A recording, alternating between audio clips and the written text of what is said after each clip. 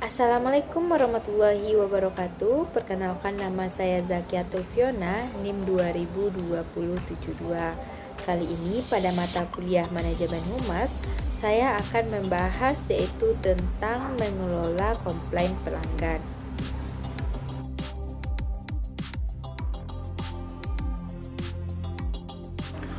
Komplain atau keluhan adalah suatu titik positif ketika dipandang dari suatu konteks yang sebenarnya bisa menjadi bagian yang membangun lembaga atau perusahaan menjadi lebih baik.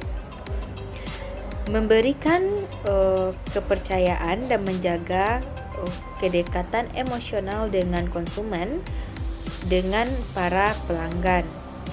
Salah satu faktor yang paling mempengaruhi kepuasan dan persepsi dari pelanggan atau konsumen terhadap mutu layanan yang diberikan adalah bagaimana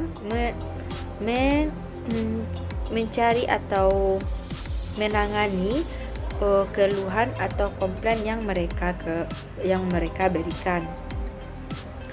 Bila seorang pelanggan datang untuk menyampaikan keluhan terkait dengan produk atau jasa yang kita berikan, kita harus terima dan tidak boleh marah atau malah tidak peduli. Kalau pelanggan mau menyampaikan komplain atau keluhannya, itu merupakan suatu indikasi yang positif. Ada satu tuntutan perusahaan atau lembaga untuk memenuhi harapan dan aspirasi pelanggan. Kunci manajemen atau mengelola keluhan atau komplain pelanggan adalah terletak pada staf, pada orang dan pada karyawan.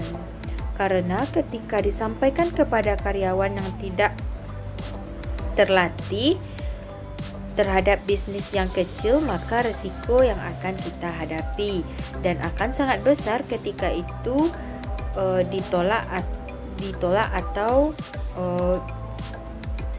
marah.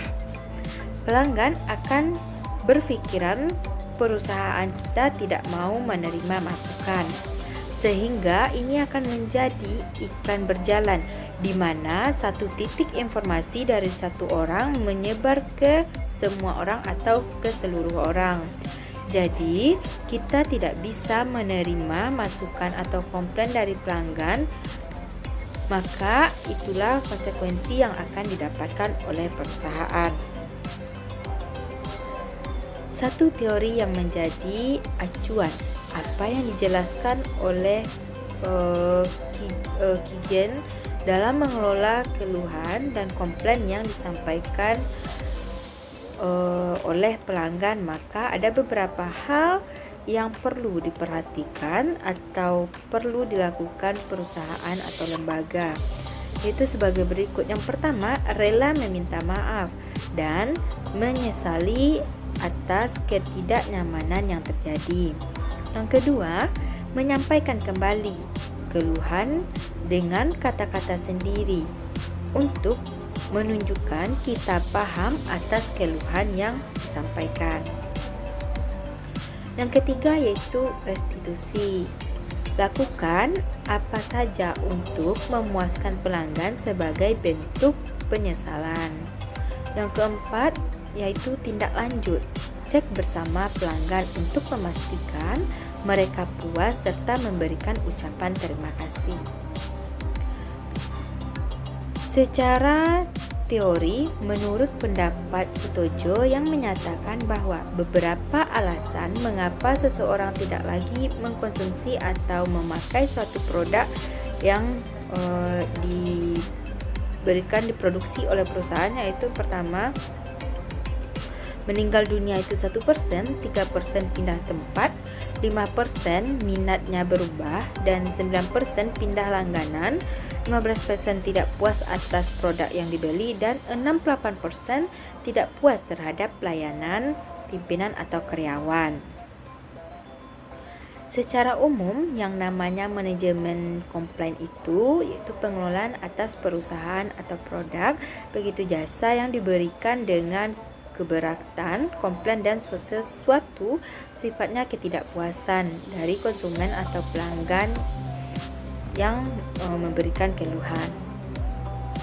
Ada satu pendapat yang disampaikan oleh Ciptono bahwa manajemen komplain adalah bentuk penanganan atau bentuk penataan pengaturan yang dilakukan oleh suatu lembaga perusahaan atas reaksi ketidakpuasan pelanggan terhadap kegiatan-kegiatan manajemen yang dilakukan yang tidak efektif terhadap perusahaan tersebut.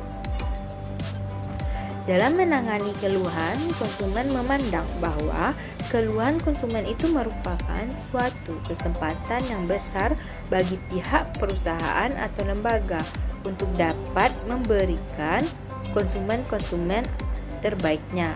Maka dari itu bisa mengambil dan mengelola agar komplain-komplain tersebut tidak terjadi lagi. Ada beberapa prinsip dalam proses penanganan manajemen komplain yang kita berikan. Yang pertama, penanganannya itu harus segera, tidak boleh ditunda-tunda. Yang kedua, kemampuannya untuk mengatur komplain. Yang ketiga, daya tangkap. Dua hal yang harus dilakukan oleh perusahaan adalah yang pertama, tanggapi dengan segera, kemudian berikan reaksi. Yang